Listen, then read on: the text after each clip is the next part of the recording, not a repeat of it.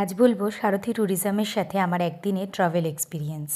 তো ওদের কালীকথা যে ট্রিপটা ছিল সেখানের প্রথম গন্তব্য ছিল নৈহাটি, স্পেশালি বড়মা, এবং তার পাশাপাশি অন্যান্য প্রত্যেকটা ঠাকুর দেখে আমরা কিন্তু আমাদের নেক্সট গন্তব্যের দিকে এগোই।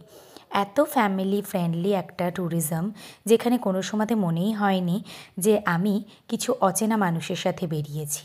পুরোটাই মনে হচ্ছিল কিছু ফ্যামিলি মানুষদের সাথেই কিন্তু আমি ঘুরতে বেরিয়েছি। তো নেক্সট গন্তব্য ছিল নৈহাটির ফেমাস বম্বে বিরিয়ানি।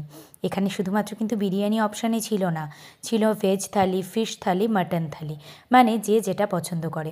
ওই যে বললাম, এই ট্যুরিজমে পুরোটাই ভীষণ ফ্রেন্ডলি। আপনার কিন্তু কোথাও মনেই হবে না যে আমি ট্যুরিজমের সাথে গেছি বা আমার কোনো লিমিটেশন আছে। একবার যদি পারেন সারথি ট্যুরিজমের সঙ্গে একটা ট্রিপ কিন্তু করেই আসতে পারেন। ওদের নেক্সট ট্রিপ কিন্তু আছে জগদ্ধাত্রী পুজোর ট্রিপ, সেটাও কিন্তু একদিনের ট্রিপ। অবশ্যই নাম্বারে কল করে কিন্তু পরের ডিটেলসগুলোও জানতে পারেন। নেক্সট গন্তব্য ছিল স্বামী নিগমানন্দের আশ্রম। খুব সুন্দর শান্ত পরিবেশ। সত্যি বলতে আমি জানতামই না যে এইদিকে এরকম একটা সুন্দর আশ্রম আছে।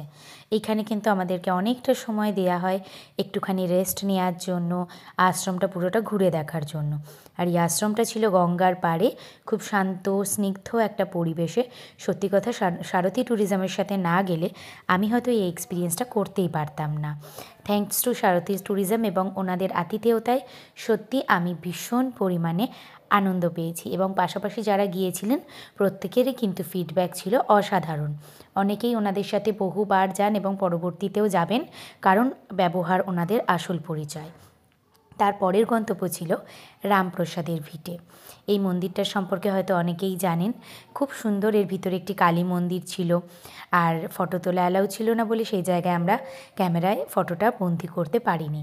কিন্তু সারথির সঙ্গে গেলে কিন্তু আপনাদের কোনো জায়গায় কোনো টাইমের লিমিট থাকে না। খুব সুন্দর করে ওনারা ধীরে সুস্থে আপনাকে সময় দেবে পুরোটা এক্সপ্লোর করার জন্য। তো এইটা ঘোরার পরে আমাদের নেক্সট ছিল রানী রাসমণি ঘাট। এখানের কালী মূর্তিটা কিন্তু অসাধারণ।